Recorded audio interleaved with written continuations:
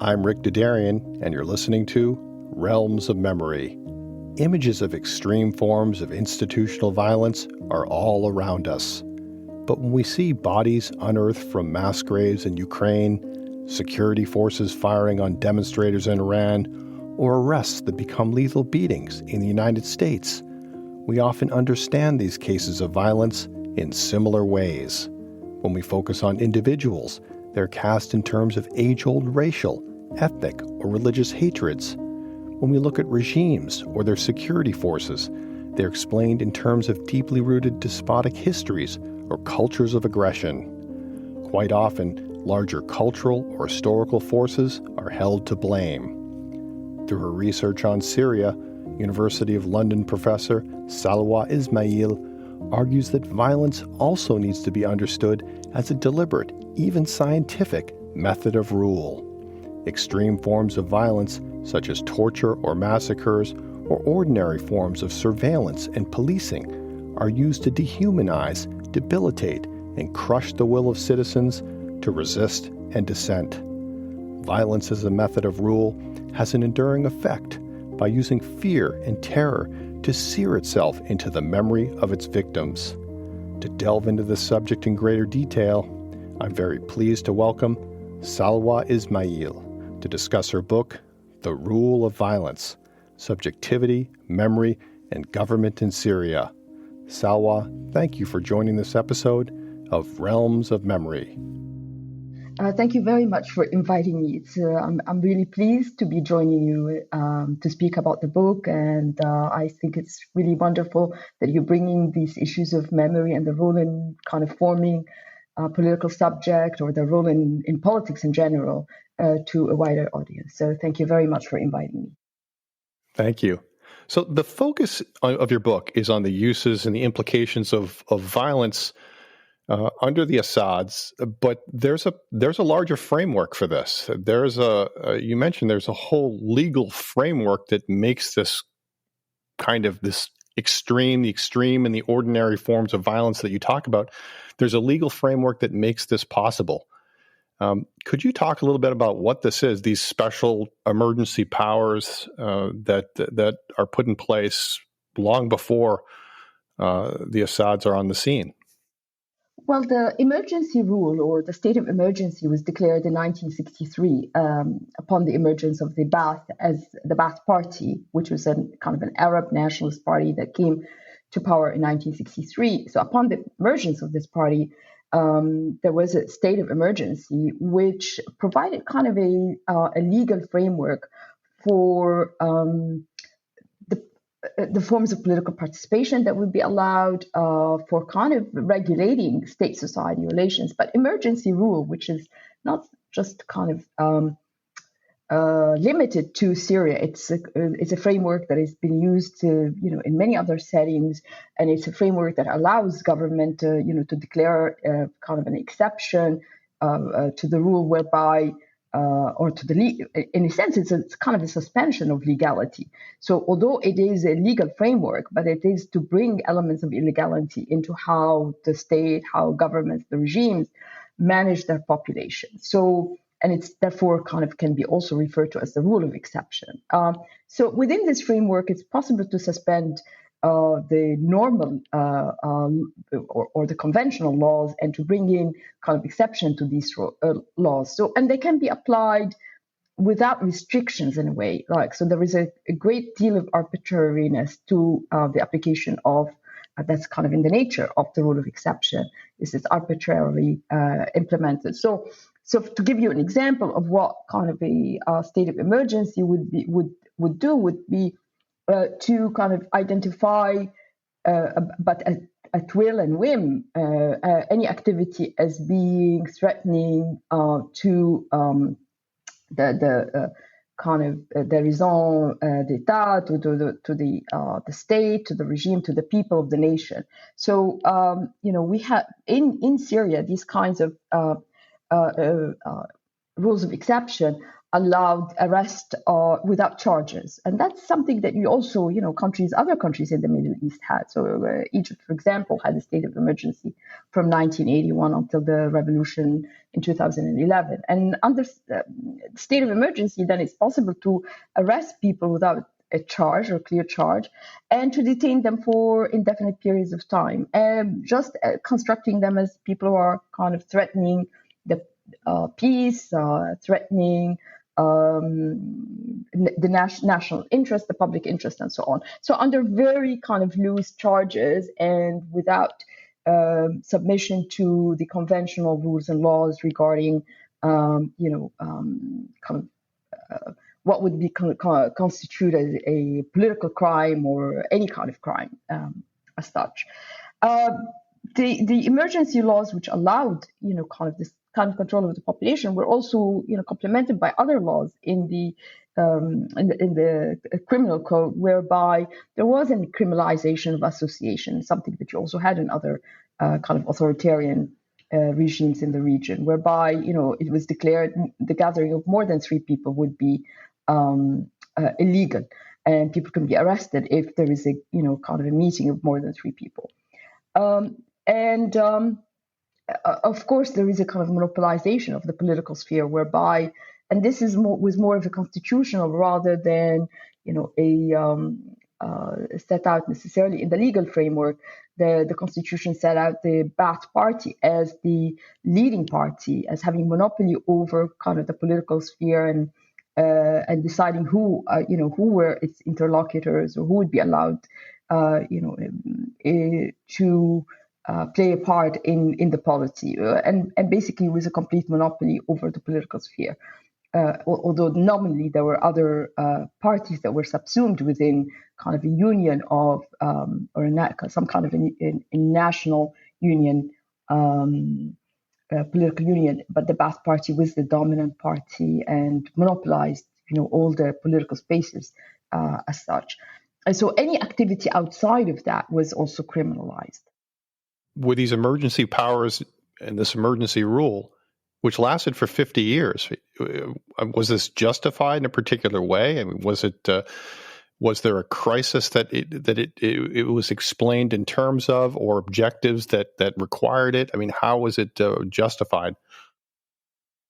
I think this was in the nature of many of the revolutionary regimes of the time. The Ba'ath Party as a kind of an Arab nationalist and quote unquote socialist regime that justified it in revolutionary terms, that there were in the law, for example, in articles of the law, the criminalization of kind of an anti-revolution. There was a criminalization of activity that would be deemed anti-revolution, anti the socialist project, basically, let's say. So they were justified in relationship to that, but also justified in relationship to the state of war that the Syria and many other parts, other countries in the region had, like Egypt, for example, had with Israel as well. So I think there were references to many threats to the nation and to the socialist project, in which then there were kind of enemies without, but also enemies within. And as I say in the book, it turned out that the enemies within were the biggest target for the Assad regime. Now, you mentioned it's not just a case of emergency rule, emergency powers, that there's this larger framework of civil war, that you can't really understand this regime unless you see it as a regime that's in a state of perpetual civil war against its own people.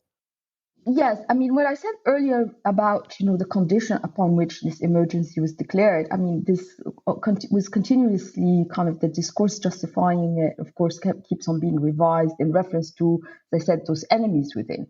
So with the Hafez al-Assad comes to power in 1970, and with his ascendance, various and kind of the move towards greater authoritarianism, and the banishing of all questioning or opponents of the regime and so on. We see opposition from various segments of the population. One of them is the Muslim Brotherhood, which, from the late 70s, kind of emerges as a main force of contestation against the regime. But by no means wasn't the only force of contestation. There was also a large leftist contingency, a Labour Communist Party, various communist formations and leftist formation, progressive forces, which were also opposed to the regime. It was in the name of, kind of overcoming an Islamist challenge, especially, in 1980, whereby some of these Islamist forces engaged in violent activities against the regime, whereby this kind of state of emergency was intensified and, kind of applied to all opponents of the regime. So the suspension of all liberties, greater imprisonment, the use of kind of a incarceration to silence opponents, and then the kind of the bigger threat, at least what appeared to be the bigger public threat at one point, was coming from a militant offshoot breakaway segment of the Muslim Brotherhood by the name of the Fighting Vanguard, who at one point, and this is at sometime in 1982, kind of declared a takeover of Hama, which then was kind of the background against which the regime assaulted Hama, and large massacres occurred. It should be noted that the regime had committed smaller massacres, quote unquote smaller massacres, earlier. So in 1980, in Aleppo and other parts of the country, again where there was an Islamist opposition. But as the regime, kind of intensifies its use of violence as a way of governing people, as a way of teaching them, the terms of government or rule of relations between the regime and the people, we also see kind of an entrenchment of greater polarization, and this kind of what I would call the creation of, or the establishment of, a permanent civil war. And this permanent civil war, even if there wasn't really kind of necessarily people fighting each other, the regime created this fissure or a kind of a dividing line between the us and them. The us, those who were thought the pro-regime, or anyone who was kind of loyal, was the patriot. They were the true patriots. They were the true nationalists. All opponents of the regime were kind of traitors, were the enemies, were the dupes of foreign powers, of Israel or Zionist, U.S. imperialism, and so on. And these were enemies that were, kind of, their punishment was either, like the Muslim Brotherhood, their punishment would be by death. And in fact, that was kind of a part of the legal changes, that membership of the Muslim Brotherhood became punishable by death, or they would be, incarcerated for indefinite periods of time. These kinds of practices, along with kind of the arming of segments of the population that were deemed to be loyal. So the Assad regime armed tribes, tribal formations, in parts of Aleppo, and also armed, peasants, armed loyalist students from the auxiliaries of the Ba'ath Party. So arming civilians to take on other civilians who were deemed to be enemies of the regime. You're really getting at the broad nature of this is not just the security apparatus versus the people, versus a segment of the population that's characterized as the opposition. But I wanted to go back a minute. When you talk about the uses of violence, the state has these special emergency powers. It's caught up in the civil war. the population is divided in terms of those who are seen as loyal or opposed to the regime. And it uses these powers and it uses violence in extraordinary and ordinary ways. And one of the main mechanisms you mentioned is the prison system. And it sets up this network of prisons and targets segments of the population for arrest and rehabilitation, and others have less of a chance of being rehabilitated. Could you talk a little bit about how how significant is this network of prisons, and how does it seek to transform those who it detains in ways that seem to be at odds with our understanding of how prisons are supposed to work today? Well, to begin with, the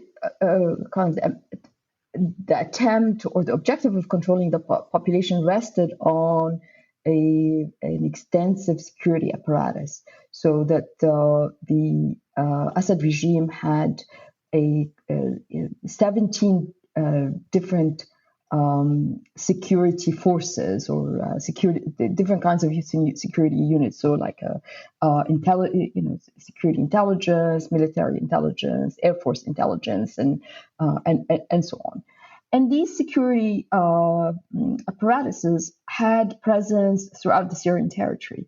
So they had presence in not just in large cities, but in all towns, in all villages, and so on. And they worked by recruiting watchers to survey the population and to report any kind of a transgression or deviation from the Ba'athist line, from the loyalist line. With the result that actually many people, large number of people, were over the years under Hafez al-Assad from the 1970s until his death in 2000, were arrested and interrogation. And so it is. We don't have definite figures, but we know it's possible that around 100,000 people, went through some of the main prisons. So that means that more than that, actually. So were processed for arrest and interrogation. Tadmor prison, the Palmyra prison, which was the most notorious and had the worst in terms of reputation of the use of violence, torture, and so on, had about 20,000 people, political prisoners, go through it. So it's kind of an indication of how extensive the use of the political prison was in kind of upholding the regime, and how it became part of the system of government. Now, the forms of violence that happened or were administered to the political prisoners were, when we look at the memoirs of political prisoners and various other kinds of accounts from human rights reports, they are kind of challenging in trying to understand what their purpose or objective was. On the one hand, imprisonment itself could be seen as, it's a silencing mechanism. It's a way of banishing opponents, putting them away for indefinite amount of time, so that the regime is not kind of challenged by them, is not questioned. But what we see in the prison is the use of extreme forms of violence that are debasing, dehumanizing, degrading the prisoners, and trying to puzzle out that, and it's done in a very systematic manner. It's not just done by, as an exception by sadist prison guard, but it's done by all, the kind of the prison officials. So it could be also high-ranking officers, and many of the former political prisoners who wrote memoirs or gave their testimonies spoke of fairly high-ranking officers, as well as the lower-ranking guards involved in the same kinds of degrading treatments. So it's kind of had a scope or a range that included, of course, the use of physical violence, so the beating, the kicking, the shoving, but would extend to more severe forms of torture, in which various kinds of apparatuses or devices were used on the bodies of the prisoners to inflict on them great pain. As I talk in the book from the memoirs, we know that this degrading treatment included also a kind of practices that were very demeaning. So not only they were kicked and punched and insulted, but they were forced to commit self-polluting acts. And these are kind of shocking to read about and learn of, but there were kind of regular practices that I came to the conclusion that this is really about negating their sense of self, kind of making not only the prisoners abandon their political beliefs or objectives or convictions, but rather also to negate them as a kind of as not only as political subjects, but as human, to deny them their humanity, to create in them self-repulsion by making them, as I said, commit self-polluting acts. So we some of the accounts tell us that they were forced to eat soiled food soiled with excrement or with urine, forced to drink soiled, maybe sewage from open sewage, and so on.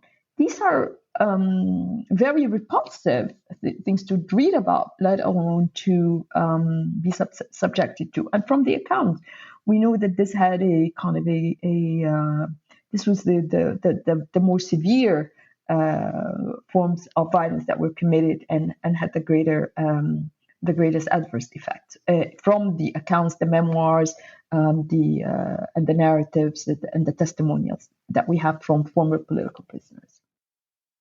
But again, your point is that there's a purpose to this, right? Because if you just view this through maybe the Western lens of Orientalism, it might be easy just to dismiss this as a timelessly backward culture relying on violence. But I think what you're stressing is that there's almost a science to this of how you destroy the individual, how you shatter the identity of the individual, break all resistance, so that you can end up with someone in the end who's loyal to the state again. It's not to, at least for the most part, it's not to eliminate, it's to re-educate, transform, to take a disloyal subject and make him back into a loyal citizen. Yes, I mean, I think reading this through, you're absolutely right, through Orientalist lens, that as well, this is kind of a medieval barbaric forms of punishment. Really, one is kind of ignores the fact that similar kinds of punishment are also conducted in prisons or incarceration in the more civilized and Western world as well. So we have accounts from the treatment of IRA prisoners in Northern Ireland that also tell us that the prisoners were so subjected to similar things, eating soiled food and the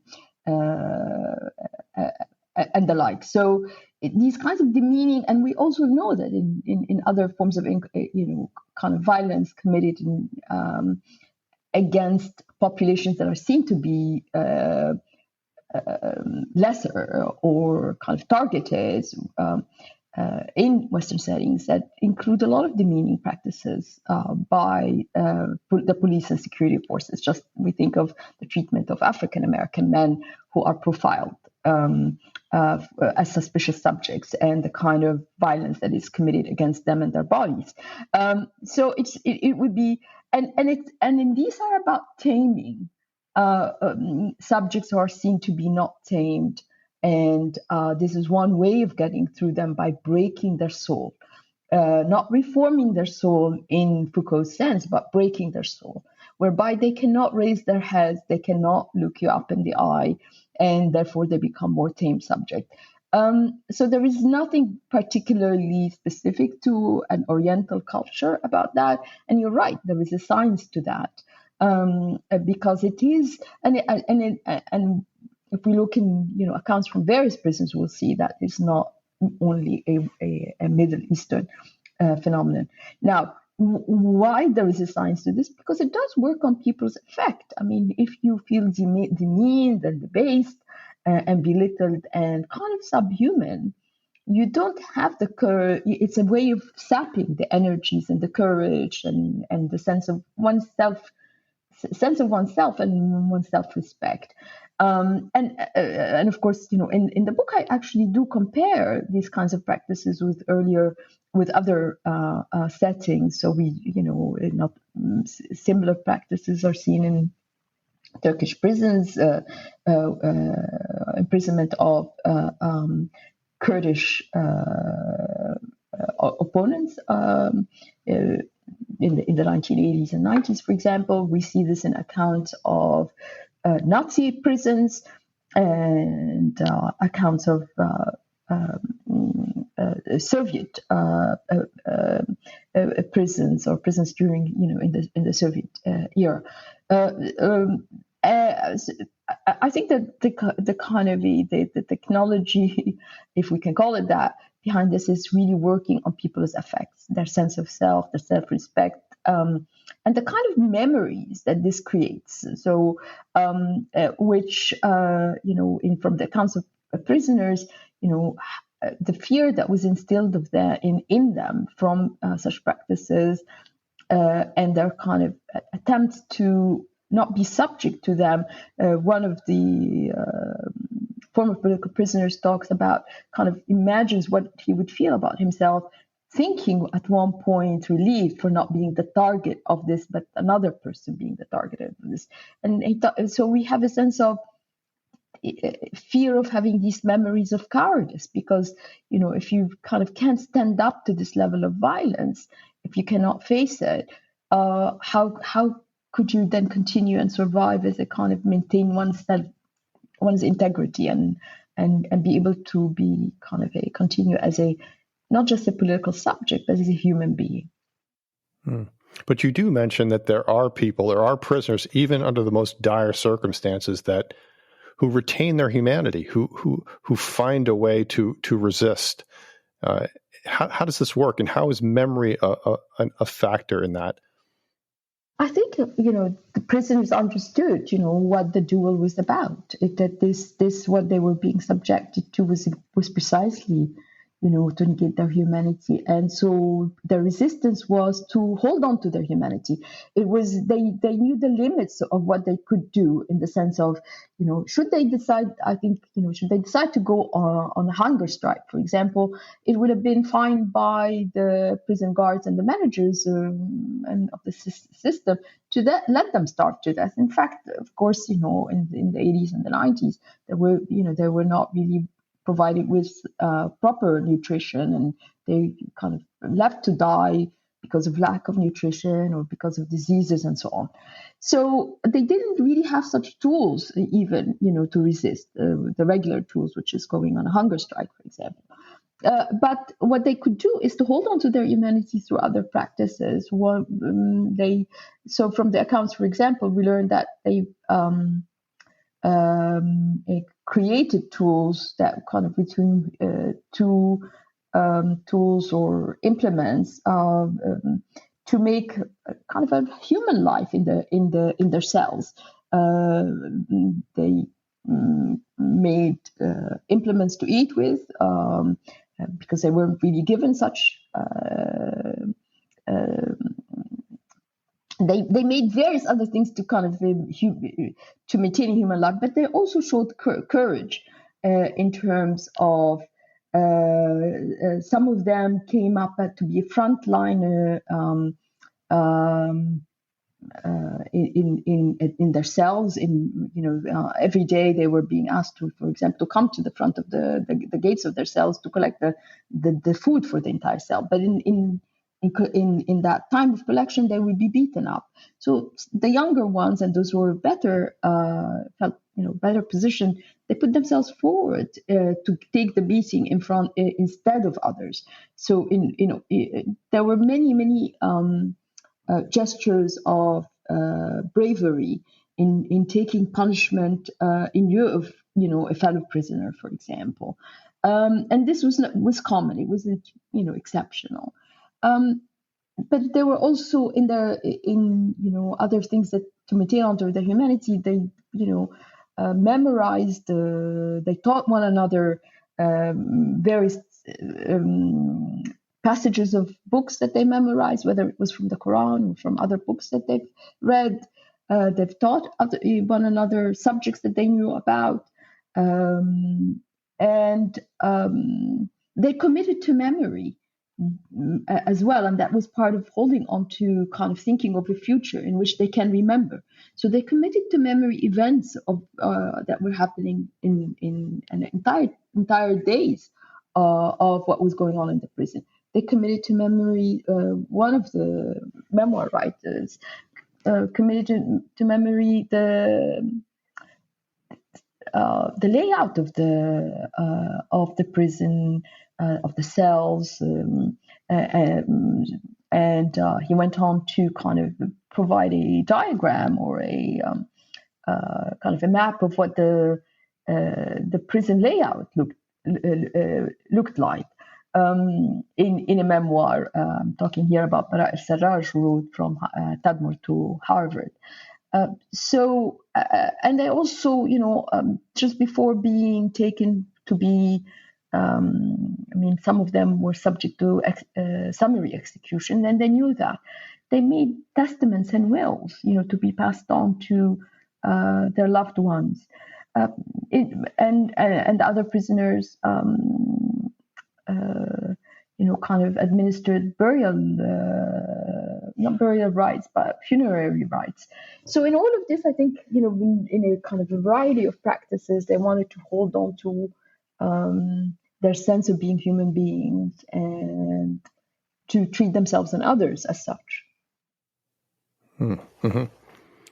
So you mentioned within this context of a civil war, and you're using violence, extreme forms of violence, and the prison is one instrument that's available to the government. There's also the use of massacres, and this is something that you mentioned grows in prominence in response to the rise of Islamic insurgency in the late 1970s and early 1980s. How much of a real threat was this to the regime, and what was the scale? What were the uses of massacres as a means of domination? Yes, the Hama, what came to be known as the Hama events, which was the massacres that took place in 1982, beginning in the early February of 1982, when armed divisions of the Syrian army, as well as various kind of militia, paramilitary groups, assaulted the city. And so this assault began with a siege of the city, and then kind of an entry of these forces into the city, and they stayed in there for 4 weeks until the end of February. And throughout this period, there were massacres on a daily basis throughout the city. Now, this happened on the pretext that there was an Islamist insurgency. The militant group known as the Fighting Vanguard declared that it had control of the city and taking it over or back from the Ba'ath Party. Now, we don't really have exact numbers about how many there were of fighters, but the estimates are in the hundreds. So they don't really amount to 1,000 armed fighters. And as I said, this was an offshoot of the Muslim Brotherhood, a small group. There is no evidence that it had wide support in Hama or anywhere within the country itself. And it had actually no source of arming and very limited in resources. And we get this from the memoirs of former leaders of the Fighting Vanguard. So by all accounts, actually, the threat could not be seen as mortal for the regime. It would seem that the threat was used, this threat as even though it was a small, and one would think, was used as a pretext to teach Hama and the wider population a lesson about challenging the regime. Hama was seen as not loyal to the regime, not only because of that small group. It had had sympathies, within the population to the Muslim Brotherhood, but it also had they had the historical presence of communist leaning factions and so on. So it was not seen as loyal by virtue of its different political allegiances, and it was then targeted. The population was targeted to set an example, I think, for the rest of the country. And we have to also kind of make note of the fact that before the attack on Hama, the regime was engaging in violence against non-religious opposition. So, in fact, the kidnapping of leftist opponents goes to the mid-1970s and continued.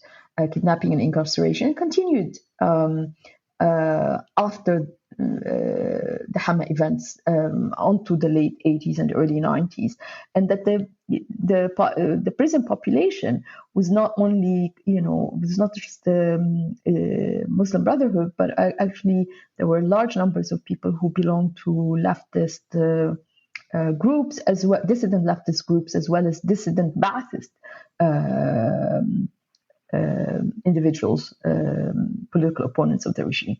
But the violence, as I argue in the book, as a kind of a mechanism of rule, the massacre was to teach lessons about, any challenge or any attempt to bring down the regime or to destabilize the regime would be met by complete annihilation. And that's what happened in Hama. I mean, the violence in Hama, we don't have definitive numbers of, or data on the numbers. The estimates are somewhere between 10,000 people to 30,000 were killed in the assault on Hama in those 4 weeks in 1982, in February of 1982. The documentation, the records show that there was killing throughout. It was a kind of an open killing field, killings throughout the city. Entire buildings were emptied. Its inhabitants were taken out to the streets and they were shot. Various groups of people were amassed in stadiums and in open fields and killed. So it was kind of there wasn't just one massacre, but there were a series of massacres committed on a daily basis over an extended period of time. So this is not a case of a regime that can't control its troops, of something spiraling out of control, that this is intentional, that this is a desired aim of the regime to take this as far as possible, to teach a broader lesson.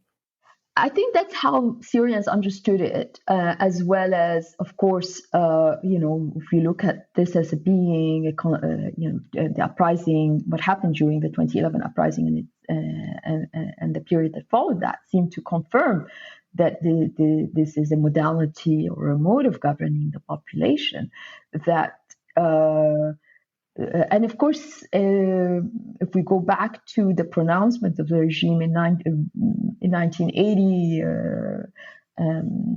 before the kind of the assault on Hama in 1982, in response to the growing Islamist challenge, as well as the growing opposition to the regime from various factions.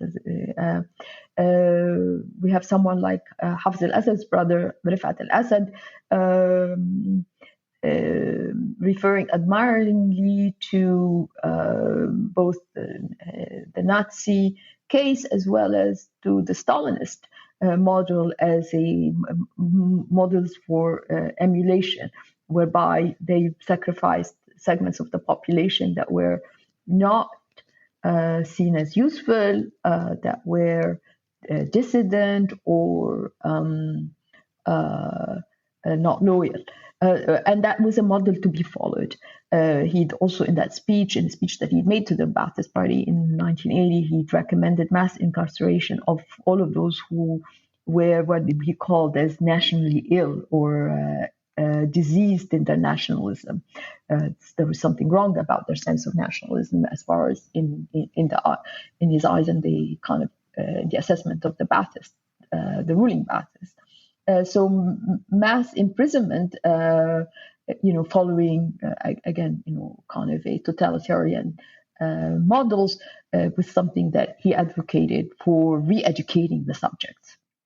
And again, I think this is important to stress that your emphasis here is on these modern notions of science and wrapped up in understandings of the nation and which populations threaten to disease or sicken the nation and need to be cut out of it, versus looking at this as just another example of endless sectarian hatreds.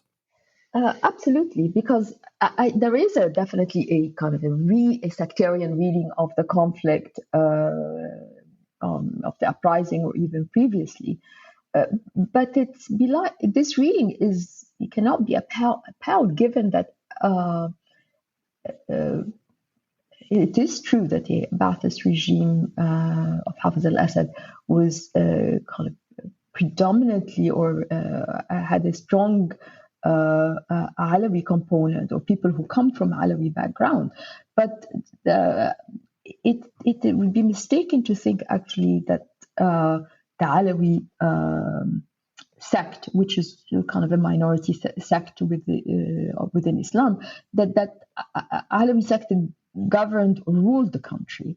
So yes, some of the main figures of the regime came from that background, but the sect as a whole actually was not rule, and most of it were lived as much in poverty, isolated and peripheral as the rest of the population. And out of that, also there were many opponents and dissidents of those who were kind of opposed to the regime and joined in the 1970s and 80s. Many of them were in the Labour Communist Party, and many of them were incarcerated.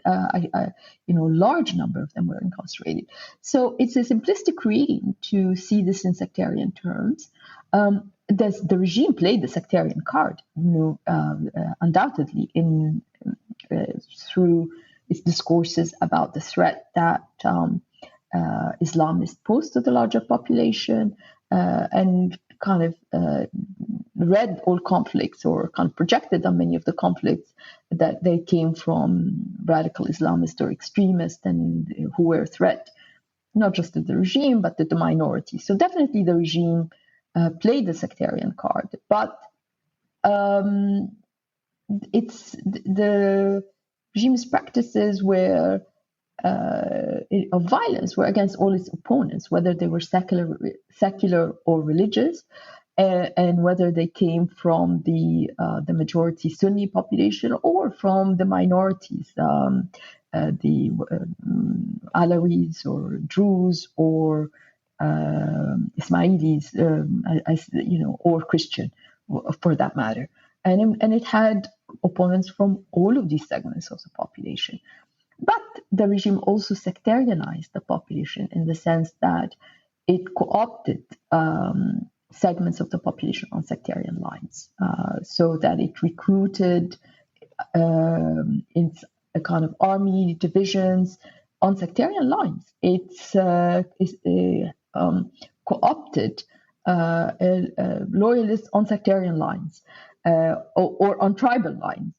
And that's part of this fragmentation of the population and this kind of as I said, civil war regime, because it pitted segments of the population against each other by co-opting some and marginalizing or kind of excluding, preferalizing others.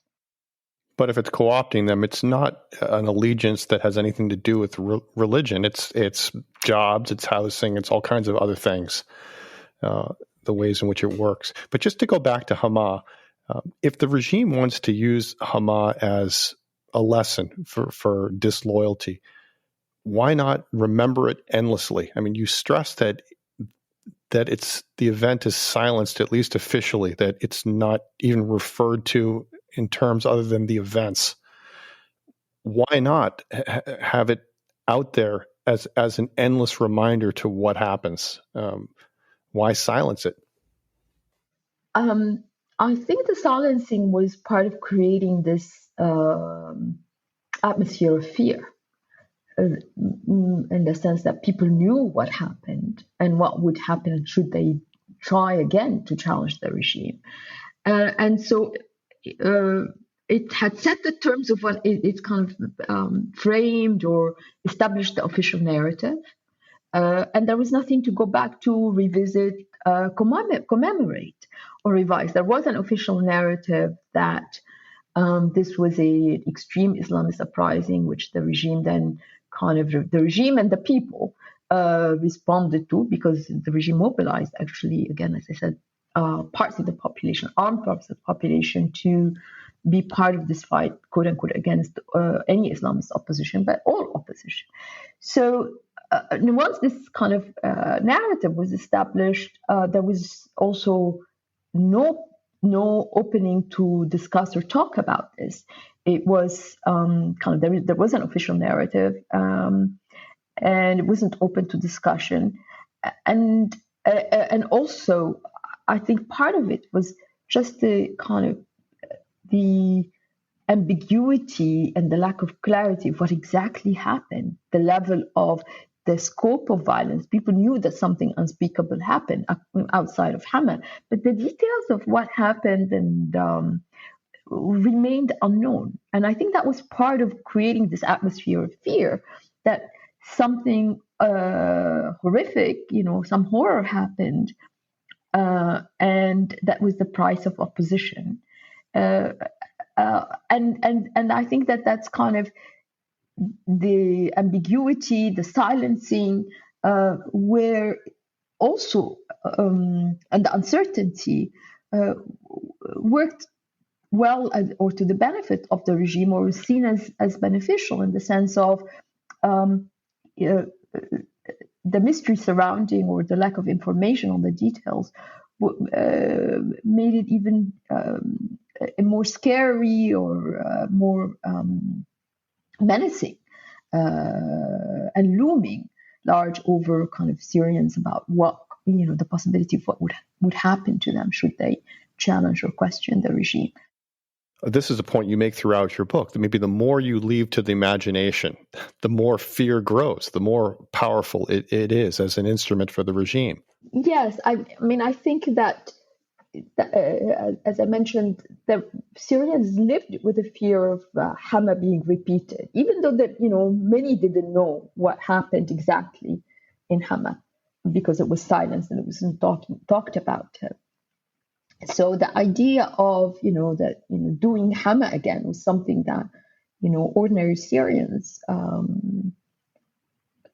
feared, and that was constrained on them in terms of their ability to speak up, to speak to one another, or to challenge or question the regime. Yeah, here you're getting to my next question, because you've talked about extreme forms of violence and control through prisons, through massacres, but there are also ordinary forms of violence that affect the bulk of the population, and you've talked a little bit about surveillance and monitoring, and a lot of this is wrapped up in how Syrians who grew up under the Assads remember that past, going through the school system, their family life, how they navigated everyday walks through the communities where they lived. Could you talk a little bit about what were these mechanisms of control? How did they shape people who grew up in that context, who had to survive within that context? Well, growing up within the system was something, when I did research in Syria, was something that loomed really larger. Syrians remembered that the period, their childhood, the time of their schools, going to schools, and the militarization of school, and it had affected them deeply. these memories affected them. They lived with them, and for some of them were traumatic. I do remember some of the people I interviewed, and this was in the mid 2000s, so before the uprising. And one of the people that I interviewed, who, we were talking about the memories of growing up under Hafiz al-Assad, and one of the main things she remembered was the schooling, the military uniform, the shouting of slogans, and attending military training classes and civic classes in which they were taught Hafiz al-Assad sayings and the slogans of the Ba'ath and the political line of the Ba'ath and so on. But while remembering some of that, some of it was also memories of violence, because they were punished for the smallest mistakes. If they repeated the sayings wrong, for example, there was physical violence. They were asked to spy on one another, to report on one another. And so this experience, when recalled, I remember this, one of my interviews actually had tears in her eyes in remembering that. Another that I interviewed after the uprising, and so this is a kind of a younger generation at that time, she said, "Well, I didn't remember. I didn't realize how festered my memory was." So I thought this was very powerful idiom, to talk about one's memory as was kind of a festered as having, or festering as having something wounded and unhealthy in a way. And it troubled those, such memories troubled them. But what was left with them was this, to remember, the kind of, again, the power or the terms of, how they were supposed to be acting in relationship to each other and the regime. So the militarization of the school, the watchers, the people, the fact that there were watchers in schools, they were in all government ministries, and the fear of watchers and the report writers, and this found its place in the family as well. Families counseled their children not to talk about politics. They had these sayings that walls had ears, so that actually they couldn't even, they didn't want them to speak even within the family itself. They didn't want them to talk about their experiences or their ideas or thoughts. And they counseled them, one of their saying was to walk by the wall, meaning, kind of make yourself invisible. Don't make yourself visible, because then you could also, expose yourself to danger. So this sense of being exposed to danger, precarity in just the simplest of carrying any simple task. Going along with that is just, there was a securitization of everything. So all activities needed a security permit, or most activities. So, to open a real estate agency, to act as, to be a babysitter, to be a photographer, an ambulance photographer, very, very simple tasks that require securitization. But it also left these people who are doing these tasks at the mercy of the security forces who would provide them with the permits, because they recruited from among this population to be the watchers and the reporters. All of this kind of was part of the memories of growing up, and left ordinary Syrians with a lot to reckon with in terms of, how implicated they were in that history and what responsibilities they had. So if you look at Syria in the present day, is your sense that nothing has changed? Yeah, this is a great question. In the sense that it seems counterintuitive to say that the regime has learned nothing from the last 10 years. Doesn't Bashir ends emergency rule as a concession to try to to try to respond to the uprising originally.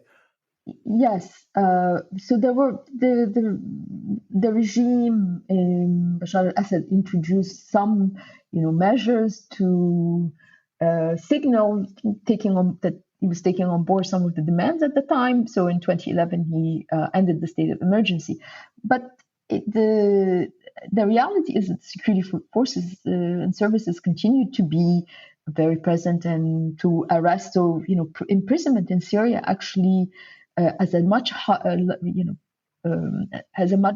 higher number of prisoners at this time than at any other time. So imprisonment continues, and there are people who are thousands that continue to be missing and unaccounted for, and tens of thousands of people who perished in Syrian prisons since the uprising. So the modality itself, the use of violence to govern the population continues. We've seen that the Syrian regime and its allies have used extreme violence against the dissident populations or areas that were seen to be dissident. So, there were shelling and various other kind of extreme in use of siege and other extreme practices of violence, to the extent that maybe 9 or 10 million Syrians were displaced. Millions of them left the country, and so that this violence, since the uprising, was intensified, and a large part of the population paid a really big price for either opposing the regime or being in areas that were dissident or opponents of the regime. Has the regime changed in its mode of operation relationship to the remaining population, or the regime, of course, has been pursuing conciliation attempts with those dissident areas. There is no indication that this is happening because, again, those apparatuses of violence, those institutions of violence are very powerful still within the regime. But what is really kind of may come as shocking or surprising is that the Ba'ath Party and its mode of operation is continuing. So that, the Ba'ath Party is still kind of the main force in the political sphere, and it's the indoctrination, the branches, the meetings, all of this, what was happening from the time of Hafiz al-Assad, continues on to the present with the whoever is left of the population and is under the control of the regime. You have to remember that there are many areas that are not under full control of the regime, whether it is in Idlib or in Dar'a, or in the northeast, and so that there may be spaces for alternative political groups, but in areas controlled by the regime, on the whole, it is a continuation of the forms of rule that preceded the uprising and continued and remained after the uprising. Salwa Ismail is professor in the Department of Politics and International Studies in the School of Oriental and African Studies at the University of London. She is the author of The Rule of Violence: Subjectivity, Memory, and Government in Syria. Salwa, thank you again for joining this episode of Realms of Memory. Well, thank you very much for inviting me, and I hope that this was contributing to this discussion about memory, and how it is formative for or shapes how people see themselves politically as well as beyond. Next month, we'll return to the story of violence and memory. We'll hear from Arai Schuyler about his recently published book, Victims of Commemoration: The Architecture and Violence of Confronting the Past in Turkey. If you've enjoyed this episode, please tell a friend and leave a review on your favorite podcast app. I'm your host, Rick Dadarian. Thanks again for listening to this episode of Realms of Memory.